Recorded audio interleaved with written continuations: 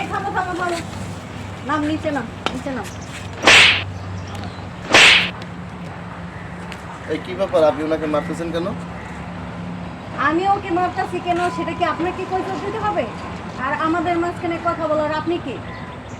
আশ্চর্য তো, আপনি আমার সাথে এরকম করে কথা বলতেছেন কেন? আর আপনি ওনাকে মারতেছেন এমন কেন? আমি জিজ্ঞেস করবো না আসলে ওনার দোষটা কি? ওর দোষটা কি সেটা ও আর আমি বুঝবো। আপনি কেন আমাদের মাঝখানে আসতেছেন? আপনি যান তো, এখান থেকে চলে যান। আপনি বললেই হলো আমি চলে যাব? আর আমি ওনার গাড়ির প্যাসেঞ্জার। ওর একটা সমস্যা হলে আমি দেখবো না?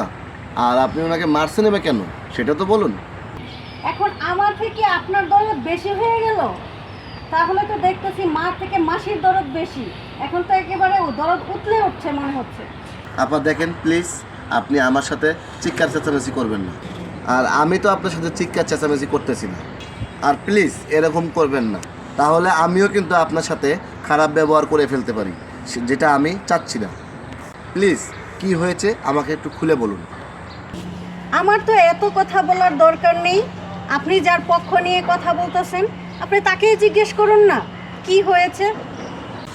আপনি নিজের মুখে বললে কিন্তু পারতেন। আচ্ছা ঠিক আছে, আমি ওনাকেই জিজ্ঞেস করতেছি। এই যে ভাই, আপনি কি ওনাকে চেনেন? জি, আমি ওনাকে চিনি। ওনা আমার বোন। উনি আপনার বোন?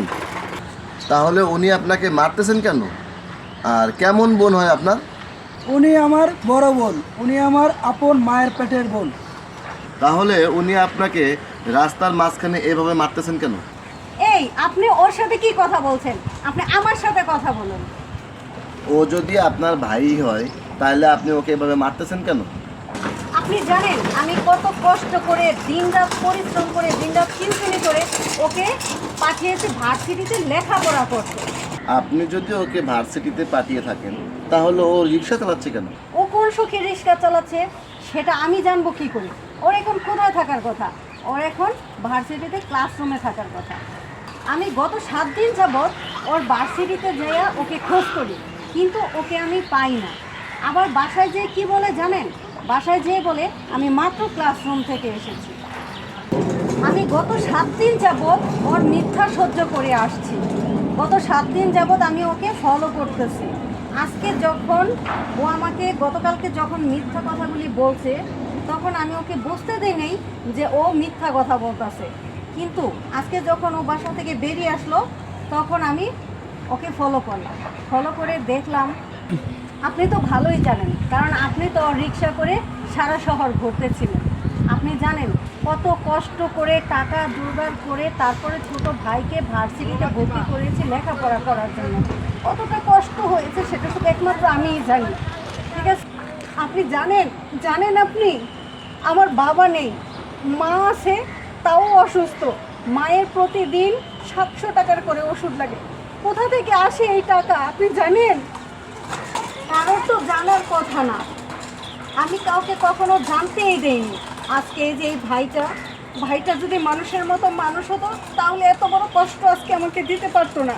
তুই দেখিসনি আমি তোর জন্য কত কষ্ট করেছি, দিনরাত পরিশ্রম করেছি।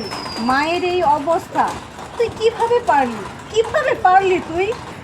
তোর জন্য এত কষ্ট করে টাকা জমিয়ে তোকে ভার্সিটিতে ভর্তি করিয়েছি এই দেখার জন্য যে তুই রিক্সা চালাচ্ছিস। তুই কি মায়ের কষ্ট দেখিস না? আমাদের এত খারাপ সময় থাকার পরেও তারপরেও কত পরিশ্রম করে কত কষ্ট করে টাকা জমিয়ে তোকে ভার্সিটিতে ভর্তি করে তুই মানুষের মতো মানুষ হতে পারিস। তুই একদিন বড় ডাক্তার হতে পারিস, আমাদের মৃত বাবার স্বপ্ন পূরণ করতে পারিস। যে মা ঘরে পড়ে আছে সে মা কবে মারা যাবে আমরা কেউই জানি না। মা মারা যাওয়ার আগে যদি দেখতো তুই বড় ডাক্তার হয়েছিস সে কতই না শান্তি পেত বল। আর মাকে তো আমি সন্তান হিসেবে কোনো সুখ দিতে পারিনি, যেটা আমি পারিনি। আমি চেয়েছিলাম তুই মানুষের মতো মানুষ হয়ে সেই সুখটা অন্তত মাকে দিস। কিন্তু তুই কি করছিস বল? তুই তো এখন রাস্তার মধ্যে অটো রিক্সা চালাচ্ছিস। এটাই কি ছিল আমাদের স্বপ্ন বল? তুই আমার স্বপ্ন মায়ের স্বপ্ন সব ধূলিসাৎ করে দিলি। তুই স্বপ্ন পূরণ করলি তো করলি, এমনভাবে স্বপ্ন পূরণ করলি যে তুই রাস্তার মধ্যে অটো রিক্সা চালাচ্ছিস। খুব ভালো করেছিস ভাই, খুব ভালো করেছিস। কি ব্যাপার ভাই, আপনার বোন আপনার লেখাপড়া করার জন্য এতটা কষ্ট করেছে, আর আপনি কি না রাস্তায় অটো রিক্সা চালাচ্ছেন? আপুরে, আমি অনেক বড় ভুল করে হারাইছি। আমি তোর মনে কষ্ট দিয়ে ফেলেছি। আমি জানি আমি ক্ষমার যোগ্য না। যদি পারিস তোর এই ছোট ভাইকে ক্ষমা করে দিস। জানিস আমি প্রতিদিনই দেখতাম তুই টিউশনি করে কত রাত করে বাসায় ফিরিস, অথচ আমি ছেলে মানুষ হয়ে বাসায় বসে থাকতাম, কখনো তোকে বাড়ির কাজে সাহায্য করতে পারিনি। আপুরে, তোকে আর্থিকভাবে কখনো সাহায্য করতে পারিনি।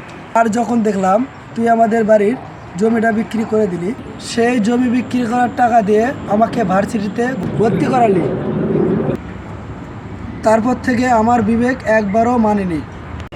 মায়ের জন্য কত টাকার ওষুধ লাগে তুই তো ভালো করে জানিস। তারপর আমি যদি পড়াশোনা নিয়ে বসে থাকি তাহলে এত টাকা আসবে কোথা থেকে? আমার কাছে কোনো রাস্তা ছিল না আপু। তোর কষ্ট সহ্য করতে পারিনি বলে আমি অটোরিকশা চালাচ্ছি। তোকে যদি একটু সাহায্য করতে পারি। এই বোকা, আমি কি তোকে বলেছি আমাকে সাহায্য করতে? আপু, আমাকে তুমি ক্ষমা করে দিও। শেষবারের মতো ক্ষমা করে দিচ্ছি। আজকের পর থেকে শুধু পড়াশোনা করতে হবে, মায়ের স্বপ্ন পূরণ করতে হবে, তাকে অনেক বড় ডাক্তার হতে হবে।